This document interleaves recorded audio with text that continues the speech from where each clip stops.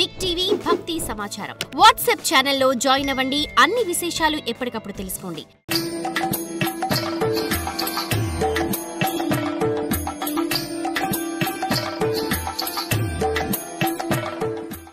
సంతానం అనే మాట మనస్సులో పుడుతూ ఉండగానే ఆయన తేజస్సు మతిస్తున్న అరణిలో పడింది. మతిస్తున్నాడు అగ్ని. ఆ తేజస్సు చెమట బిందువు అంటారు. ఆ తేజస్సుతో కూడినటువంటి చెమట బిందు పటక్కన దాంట్లో పడిపోయింది. ఆయన తేజస్సు చ్యుతి అవటానికి చిలుక కారణమైంది. అరణిలో పడ్డ ఆ తేజస్సు నుండి చిలుక ముఖంతో వెలిగిపోతున్న ఒక పిల్లవాడు పుట్టాడు. పిల్లవాడంటే అల్లాటప్ప పిల్లవాడు కాదు, వ్యాసుడి శరీరంలో వెళ్ళినవాడు, శివుడు ఉపదేశాన్ని పొందినవాడు, అరణిలో పడ్డవాడు. ఎట్లా ఉంటాడండి? బ్రహ్మ తేజస్సుతో వెలిగిపోతున్నాడు.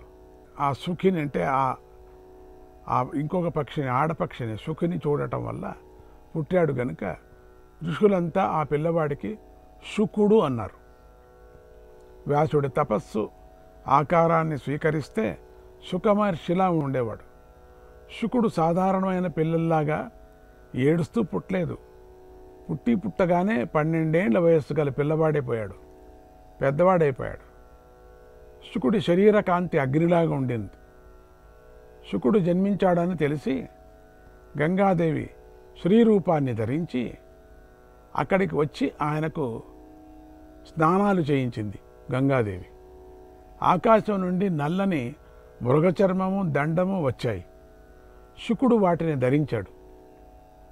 పురాణాలలో శుకుడి జన్మ విషయంలో మరొక కథ కూడా కనిపిస్తుంది.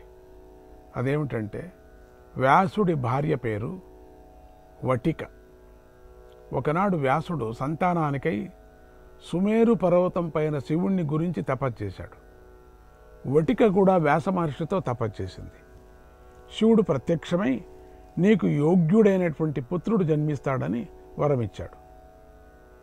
కొన్నాళ్లకు వటికాదేవి గర్భం ధరించింది. సంవత్సర కాలం అయిన గర్భం నుండి శిశువు జన్మించలేదు. ఇంకా కొన్నాళ్ళు చూద్దాంలే అనుకున్నాడు వ్యాసుడు. అలా 5 ఏళ్లు గడిచిన శిశువు భూమి మీద పడలేదు. వ్యాసుడు కానీ వటిక కానీ కంగారు పడలేదు. ఇంకా కొన్నాళ్ళు చూద్దాంలే అనుకున్నారు. అలా 12 ఏళ్లు గడిచిపోయాయి. ఆ 12 ఏళ్ల పెద్ద గర్భం కూడా వటికాదేవికి కష్టం కనిపించలేదు. ఆమె గర్భధారణ చేస్తున్న విషయాన్నే మరిచిపోయింది. అప్పటికీ వ్యాస దంపతులు తొందరపడలేదు. కాకపోతే చుట్టూ ఉన్న ఋషులు మాత్రం వ్యాసుడిని సమీపించి, స్వామి, భూలోకంలో 12 ఏళ్ల గర్భాన్ని మేమెక్కడా వినలేదు. గజగర్భం 12 ఏళ్ళు, ఇదేంటి ఇట్లుంది? ఇదేదో ప్రకృతికి విరుద్ధంగా ఉన్నది. కాబట్టి తమరే ఏదైనా చేసి శిశువు బయటపడేలా చేయాలన్నారు. అప్పుడు వ్యాసుడు గర్భంలో ఉన్న శిశువును ఉద్దేశించి, కుమారా, బయటకు రా అన్నాడు. ఎన్ని రోజులు లోపల ఉంటావు, బాగా రారయ్యా అన్నాడు. అప్పుడు గర్భస్థ శిశువు ఇలా చెప్పింది, తండ్రి, శివుడు గర్భంలో ఉన్నంత వరకు జీవుడు జ్ఞానవంతుడిగా ఉంటాడు. గర్భంలో ఉన్నంత వరకు, ఎందుకంటే దినము అన్ని వేదాలు వింటున్నా నేను, తండ్రి చెప్పేటువంటిదంతా. నేను జ్ఞానవంతుడిగా ఉంటాను. భగవంతుడినే సదా స్మరిస్తూ భక్తిగా ఉంటాడు.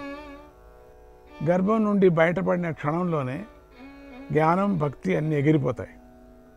భూస్పర్శ చేసిన వెంటనే జీవుడు మాయామోహితుడై, దుఃఖపీడితుడై, ఆకలి దప్పులతో పీడింపబడుతూ, రోగాలతో బాధపడుతూ ఏడవడం ప్రారంభిస్తాడు. అంతే కదా, కింద పడుతూనే ఏడుస్తాడు, కా కా కా అని. బంధువులు ఆ పిల్లవాడిని లాలిస్తారు. అక్కడి నుండి బంధాలు మొదలవుతాయి. తర్వాత పెరిగి పెద్దవాడైన ఆ పిల్లవాడికి విషయాలపై మనస్సు మళ్ళుతుంది.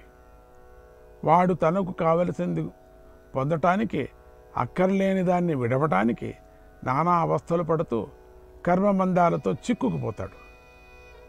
అటువంటి వాడు ఎప్పటికీ పూర్ణమైన మనస్సుతో భగవంతుణ్ణి కీర్తించలేడు, ఆయనకు దగ్గరగా కాలేడు.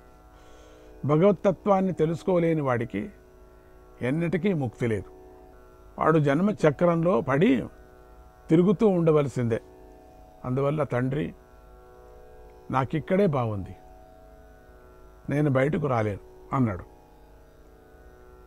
వ్యాసుడు సమస్త శాస్త్రాలు తెలిసినవాడు.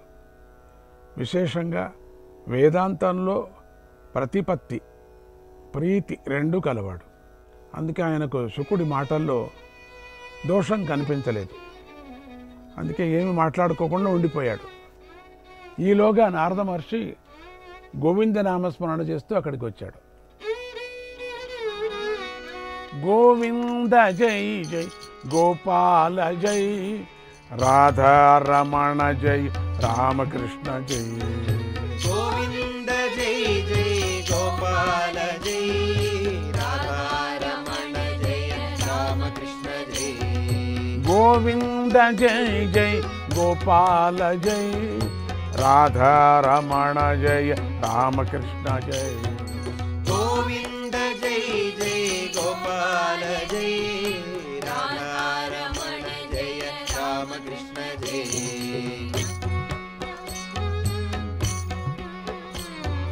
విశాల రూప జై విశ్వరక్ష జై.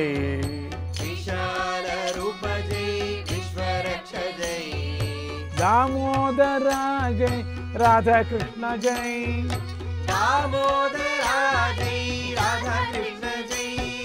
గోవింద జై జై గోపాల జై, రాధారమణ జయ రామకృష్ణ జై.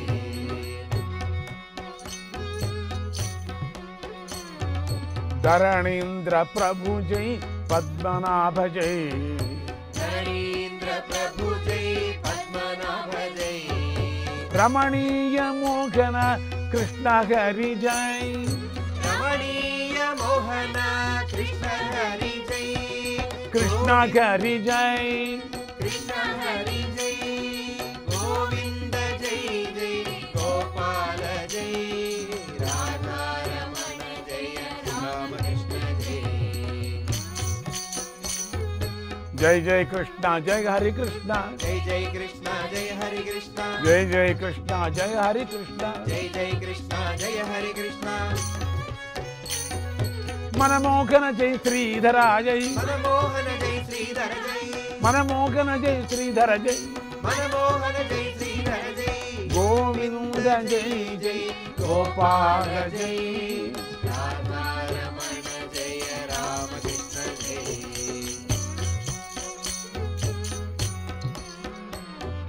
జయ జగదీశ జయ మృదు భాష.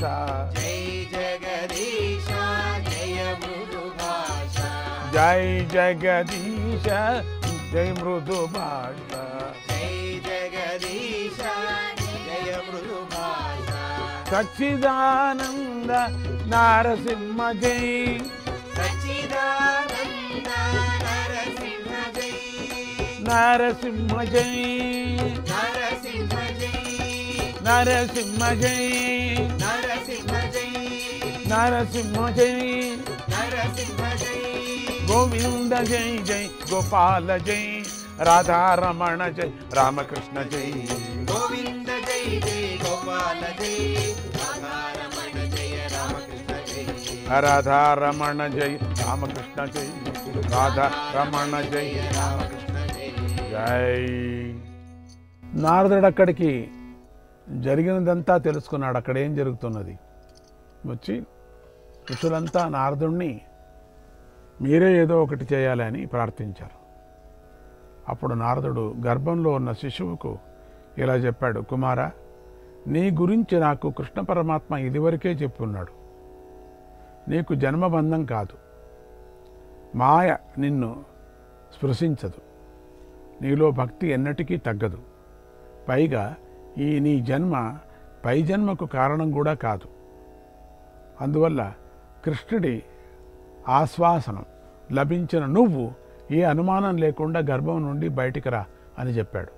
మళ్ళీ మళ్ళీ జన్మలు నీకుండవు, అందుకని ఇదే కొనా జన్మ, వచ్చేసాయి. కొన్ని గ్రంథాలలో కృష్ణుడే స్వయంగా వచ్చి ధైర్యం చెప్పినట్టు కూడా కనిపిస్తుంది. కథ ఎలా ఉన్నా 12 పిల్లవాడు గర్భం నుండి బయటకు వచ్చాడు. శుకుడు పుట్టగానే ఎవరితోనూ ఏమీ మాట్లాడక అడవులకేసి నడుచుకుంటూ వెళ్ళిపోసాగాడు. బొడ్డు కోసే సంస్కారాలు కూడా పూర్తి కాకుండా పిల్లవాడు వెళ్ళిపోతున్నాడే అని ఋషులంతా బాధపడ్డారు.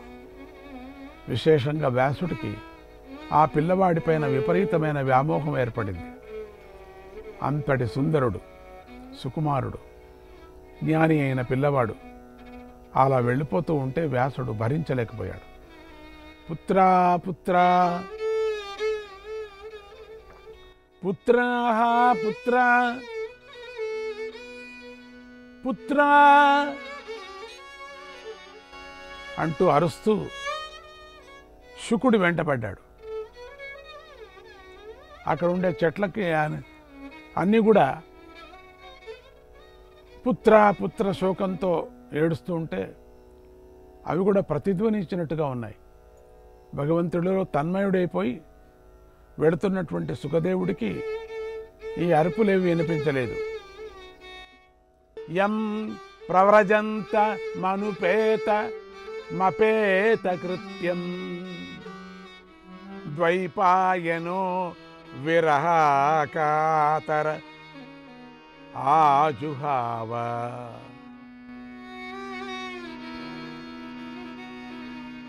ద్వైపాయనో విరహకాతర ఆజుహావ.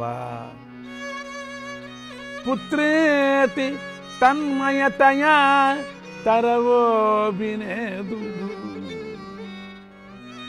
పుత్రేతి తన్మయతయా తరవో వినేదు.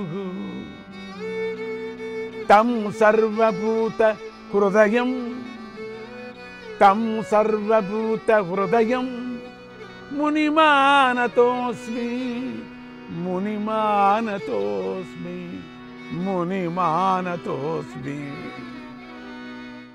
కథ ఎలా ఉన్నా 12 పిల్లవాడు గర్భం నుండి బయటకు వచ్చాడు. శుకుడు పుట్టగానే ఎవరితోనూ ఏమీ మాట్లాడక అడవులకేసి నడుచుకుంటూ వెళ్ళిపోసాగాడు. బొడ్డు కోసే సంస్కారాలు కూడా పూర్తి కాకుండా పిల్లవాడు వెళ్ళిపోతున్నాడే అని ఋషులంతా బాధపడ్డారు. విశేషంగా వ్యాసుడికి ఆ పిల్లవాడిపైన విపరీతమైన వ్యామోహం ఏర్పడింది. అంతటి సుందరుడు, సుకుమారుడు, జ్ఞాని అయిన పిల్లవాడు అలా వెళ్ళిపోతూ ఉంటే వ్యాసుడు భరించలేకపోయాడు. పుత్రా పుత్రా పుత్రా పుత్రా పుత్రా అంటూ అరుస్తూ శుకుడి వెంటపడ్డాడు. అక్కడ ఉండే చెట్లకి అన్నీ కూడా పుత్ర పుత్ర శోకంతో ఏడుస్తూ ఉంటే అవి కూడా ప్రతిధ్వనించినట్టుగా ఉన్నాయి. భగవంతుడిలో తన్మయుడైపోయి వెడుతున్నటువంటి సుఖదేవుడికి ఈ అరుపులేవి వినిపించలేదు. యం ప్రవ్రజంత మనుపేత మపేత కృత్యం ద్వైపాయనో విరహాకాతర ఆజుహావ.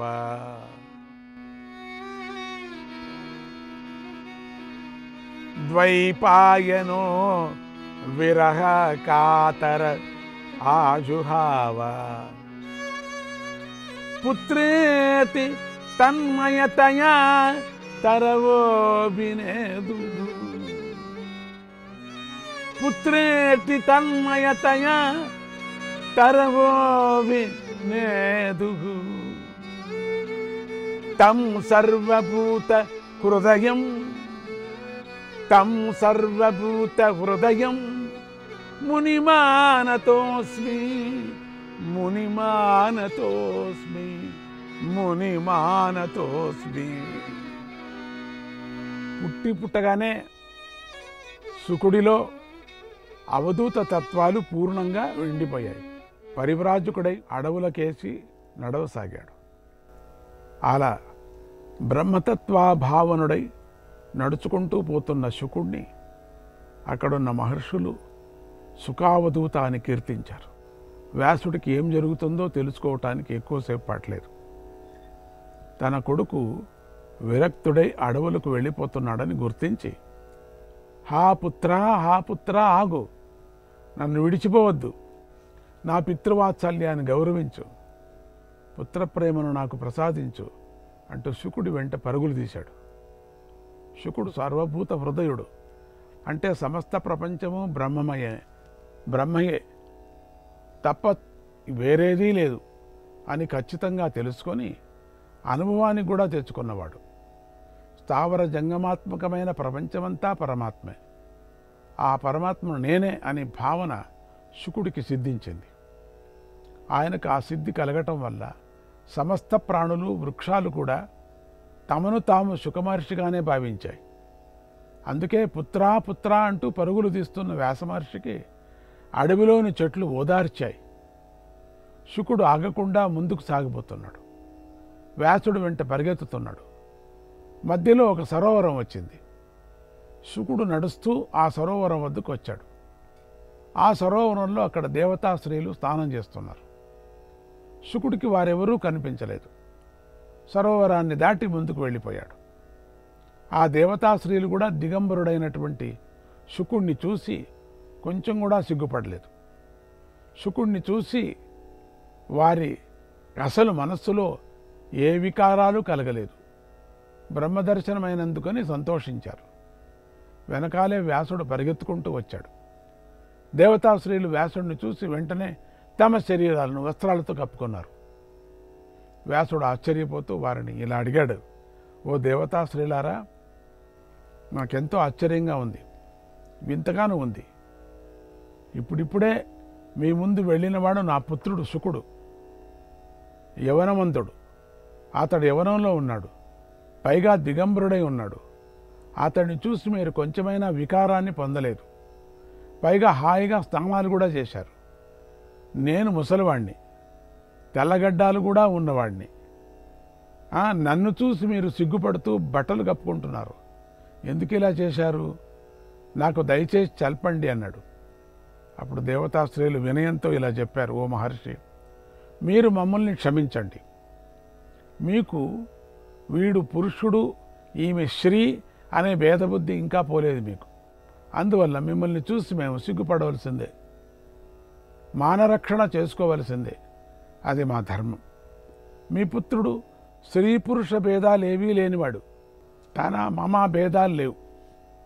ఆయన ఎదుట వస్త్రాలు ధరించున్నా దిగంబరంగా ఉన్నా రెండూ ఒకటే, తేడా ఏమీ లేదు.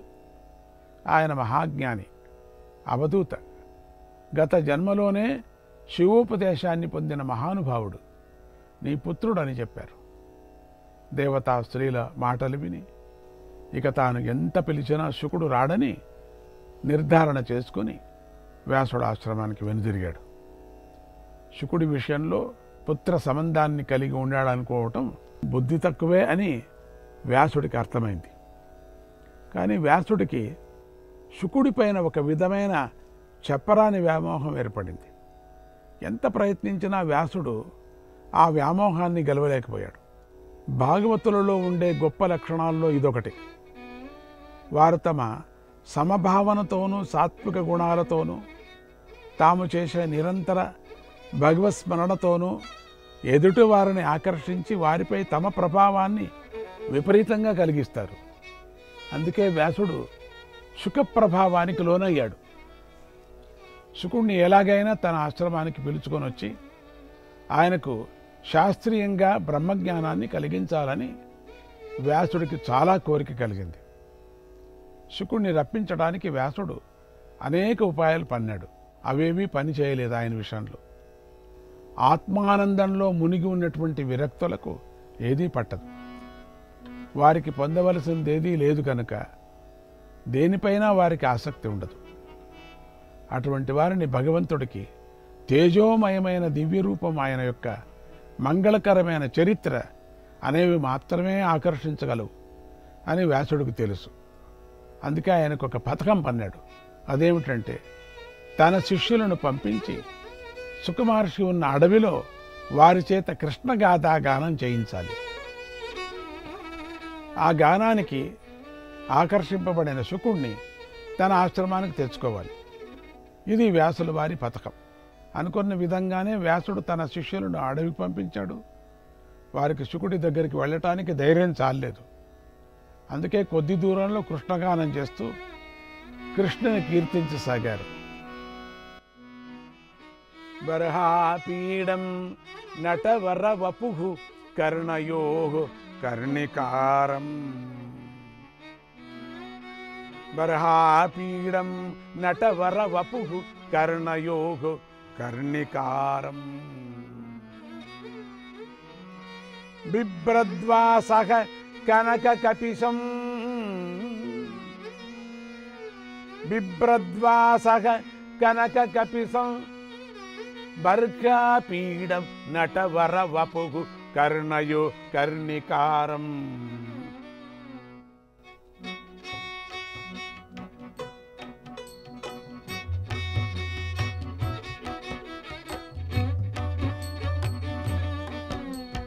బర్హాపీడం నటవర వపుః కర్ణయోః కర్ణికారం.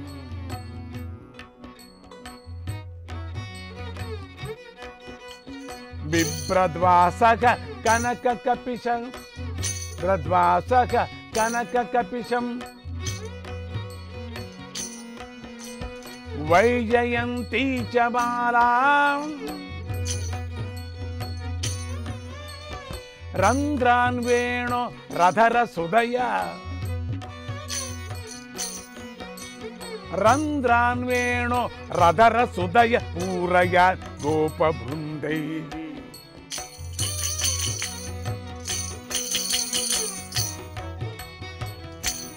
రంధ్రాన్వేణో రధరసుదయ పూరయ గోపబృందై. బృందారణ్యం స్వపదరమణం.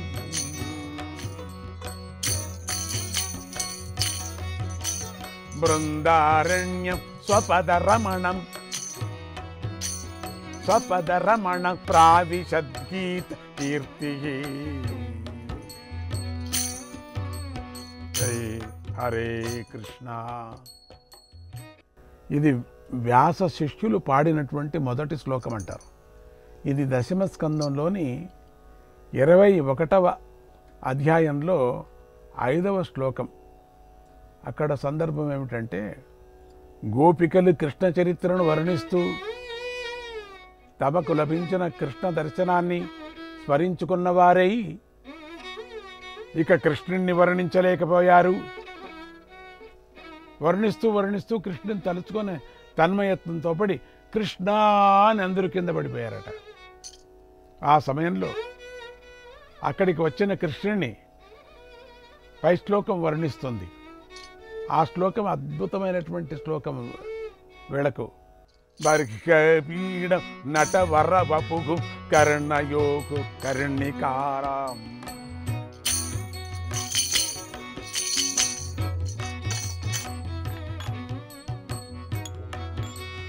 బిభ్రద్వాసక కనక కపిశం. బిభ్రద్వాసక కనక కపిశం వైజయంతీ చ మాలాం.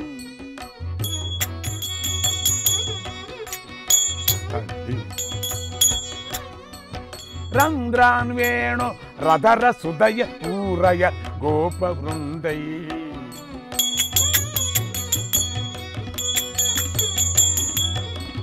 రంధ్రాన్వేణో రధరసుదయ పూరయ గోపవృందై.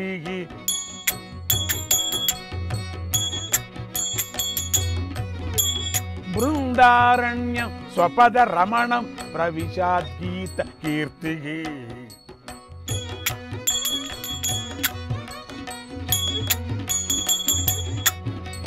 బృందారణ్యం స్వపద రమణం ప్రావిశద్గీత కీర్తి.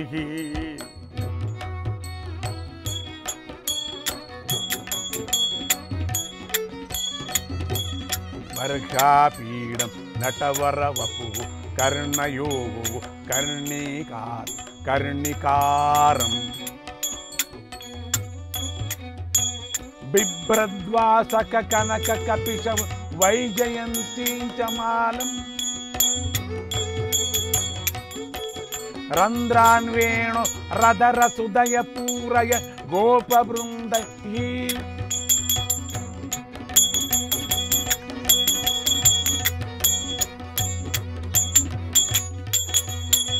బృందారణ్యం స్వపద రమణం ప్రావిసద్గీత కీర్తి ప్రావిసద్గీత కీర్తి. జై కృష్ణ. ఇది వ్యాసుడి యొక్క శిష్యులు ప్రథమ గీత అంటారు. భాగవతంలో వచ్చేటువంటిది. ఆ సమయంలో అక్కడికి వచ్చినటువంటి కృష్ణుని ఈ శ్లోకం వర్ణిస్తూ శ్రీకృష్ణుడు బృందావనానికి ప్రవేశించాడు. ఆయన శిరస్సున పింఛాన్ని, చెవుల యందు కొండగోగు పూలను, కటిభాగంలో బంగారు రంగు గల పట్టు వస్త్రాన్ని, కంఠంలో వైజయంతి మాలను ధరించి తన అధరామృతంతో వేణువు యొక్క రంధ్రాలను పూరిస్తూ గొప్ప నటుడి వేషంతోనూ, మంచి నటుడి వేషమంటూ శంఖచక్రాది లక్షణాలతో కూడి ఉన్నాడు. అటువంటి కృష్ణుడు తన పాదాలతో చిహ్నితమైన బృందావనంలోకి ప్రవేశించాడు అనేటువంటి అర్థం వచ్చే శ్లోకాన్ని గట్టిగా గానం చేస్తూ వ్యాసుడు శిష్యులు కృష్ణ కథను పాటగా పాడారు. వ్యాస శిష్యులు చేసిన కృష్ణగానం శుకుడి చెవిలో పడింది. మంచి సంగీతానికి జింకలు ఆకర్షింపబడతాయని చెప్తారు. శుకుడు కృష్ణగానానికి ఆకర్షించబడ్డాడు. ఈ గానం ఎక్కడి నుండి వస్తుందా అని వెతుక్కుంటూ వ్యాసుడి యొక్క శిష్యుల దగ్గరికి వచ్చాడు. వారు శుకుడిని చూసి చాలా సంతోషించారు. కానీ గానం మాత్రం ఆపలేదు. అప్పుడు శుకుడే కల్పించుకొని, నాకు కూడా మీరు పాడుతున్న శ్లోకాలను నేర్పండి అన్నాడు. అప్పుడు ఆ శిష్యులకు తమ గురువు గారి సంకల్పం నెరవేరిందని సంతోషం కలిగింది.